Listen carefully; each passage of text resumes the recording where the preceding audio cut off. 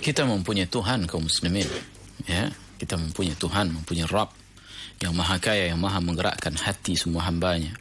Jika Anda punya masalah dengan orang lain, terutama umpama dalam permasalahan keuangan, Anda pernah pinjamkan pada orang lalu dia lihat dia enggak mau bayar dan lain sebagainya, mohon pada Allah Subhanahu wa taala. Sebagaimana Allah Subhanahu wa taala tahan dirinya untuk tidak membayar hutangnya, ya, maka Allah Subhanahu wa taala juga yang akan membukakan hatinya kaum muslimin. Dia memberikan hidayah, dia menyesatkan orang. Dia berkeinginan kepada seorang dan dia pula berkeinginan baik pada seorang dan berkeinginan buruk kepada mereka. Dia menguasai hambanya kaum muslimin. Mohon pada Allah Azza wa Jalla, angkat tangan, ya, mengadu kepada Allah dengan sebenar-benarnya. Ya, lalu mohon pada Allah, ya, minta dengan bahasa yang kita paham. Ya, ucapkan ya Allah, ya Rahman, ya Rahim, ya Ghani, dan sebut nama Allah sesuai dengan apa yang kita minta. Lalu kita utarakan maksud kita. Ya, menyebutkan ya Allah, si fulan telah menzalimiku dan aku termasuk hambamu yang terzalimi. Ya, dengarkan doaku ya Allah. Ya, berikan si fulan, bukakan hatinya untuk melunasi hutangnya. Ya, berikan dia hidayah, berikan dia petunjuk dan lain sebagainya. Mohon pada Allah. Ya, dan ini orang terzalimi kaum muslimin. Ya, kata Nabi alaihi salatu wassalam, itu mutilul ghani,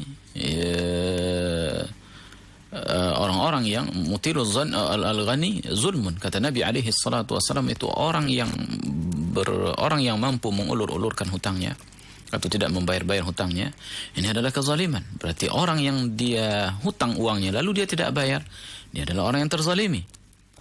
Dan orang yang terzalimi kaum muslimin, doanya tidak terhijab antara dia dengan Allah. Sebagaimana sabda Nabi alaihi salatu wassalam kepada Muaz, dia sebutkan wattaqi da'watal mazlum, ya, jauhi, ya, takutlah kamu kepada dakwah atau doa orang-orang yang terzalimi. Ya, karena doa dia itu laisa bainahu wa bainallahi hijab. Ya, tidak ada perantara yang menghijab antara dia dengan doanya. Antara doanya dengan Allah Subhanahu wa taala. Allah akan kabulkan doa orang terzalimi. Anda terzalimi, doa pada Allah Subhanahu wa taala.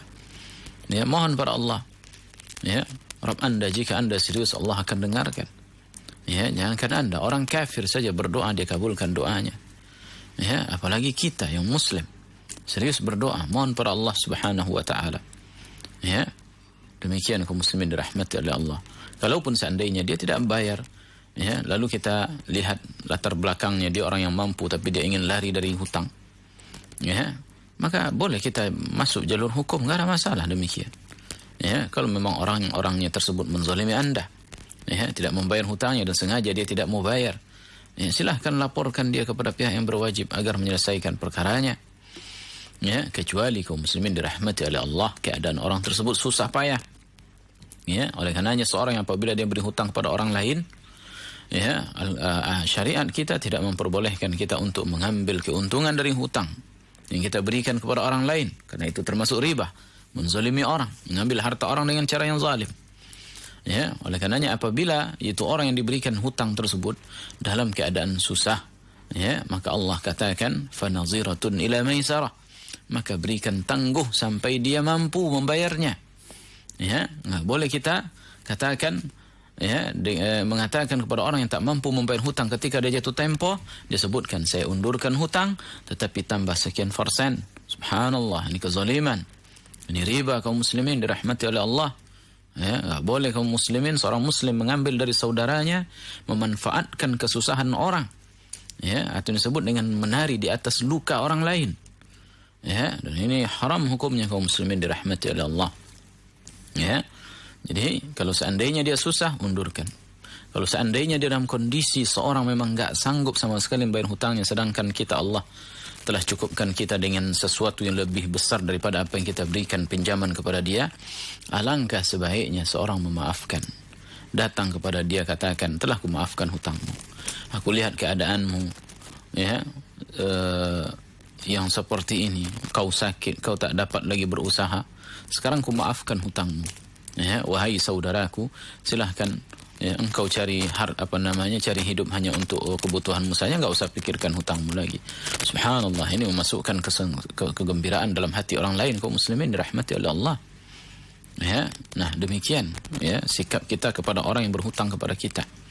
Ya, kecuali bagi orang yang tadi kita sebutkan dia mempunyai yaitu sifat atau niat yang tidak baik, suka mengulur-ulurkan hutang. Ya, padahal dia sudah gajian, tapi hutang juga belum dibayar. Subhanallah. Ada lagi yang janjinya itu akan kulunasi, tetapi ternyata tak lunas. Ya. Dan kita lihat umpamanya dia orang yang mampu, maka ngadu kepada Allah Subhanahu wa taala. Ya. Dan daripada dia mengenai orang lain lagi, maka boleh diperkarakan kepada ya hukum yang berlaku di negeri tersebut. Demikian. Ya, adapun yaitu doa khusus, ya, setahu saya wallahu taala alam tidak ada doa khusus ya agar Allah membukakan pintu hatinya agar dia membayar hutang, tetapi berdoalah, mohonlah kepada Allah Subhanahu wa taala ya dengan sebaik-baiknya doa, dengan doa yang bisa kita lafazkan sendiri dengan bahasa kita, enggak ada masalah insyaallah taala wallahu taala alam.